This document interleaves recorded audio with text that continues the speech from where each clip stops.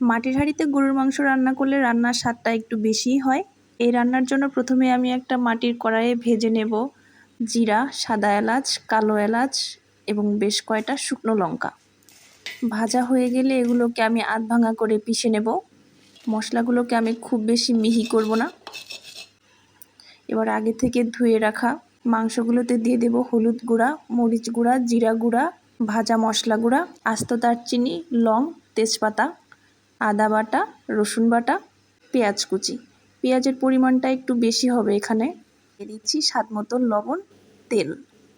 এখানে আমি একটু পেঁয়াজের পরিমাণটা বেশি নিয়েছি, যেহেতু রান্নাটাতে আমি এক্সট্রা কোনো পানি অ্যাড করব না। পেঁয়াজের রস এবং তেলেই মাংসটা মূলত সিদ্ধ হয়ে যাবে। এবার মশলাগুলোকে আমি ভালো করে মাংসের সাথে মিশিয়ে নেব। হাত দিয়ে আমি মশলাগুলোকে খুব সুন্দর করে মাংসের সাথে মিশিয়ে নিচ্ছি। এবার মাংসটাকে আমি 30 মিনিটের জন্য রেস্টে রেখে দেব। মাটির একটি ঢাকনা দিয়ে আমি ঢেকে রাখবো এটাকে। চুলায় হালকা আঁচে বসিয়ে দিয়েছি মাটির হাঁড়ি। দিয়ে দেবো বেশ খানিকটা সয়াবিন তেল, খানিকটা পেঁয়াজ কুচি। পেঁয়াজটা নরম হয়ে এলে হাঁড়িতে মাংস দিয়ে দেব। সবগুলো মাংস আমি একবারে দিয়ে দেব না, প্রথমে দিয়ে দিচ্ছি অর্ধেকটা মাংস। দিয়ে দেবো আস্ত কয়টা রসুন। বাকি অর্ধেক মাংসটা দিয়ে আমি সেকেন্ড লেয়ার করে নেব।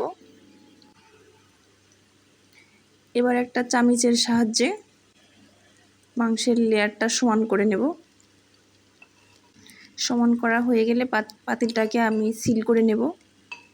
মাংসটা যেহেতু আমি দমে রান্না করব, তাই মশলার পরিমাণটা খুব বুঝে দিতে হবে। আটা দিয়ে পাতিলটাকে আমি সিল করে নিচ্ছি। এবার ঢাকনা দিয়ে পাতিলের মুখটা বন্ধ করে নেব। আমি একটু চেপে চেপে দেবো এটাকে, যাতে বাষ্পটা কোনো দিক দিয়ে বেরিয়ে না যায়। শুরু থেকে চুলোর জালটা আমি হালকা রাখবো, অল্প আঁচেই মাংসটা রান্না হয়ে যাবে। এভাবে মিডিয়াম আঁচে রেখে দেবো 1 ঘন্টা।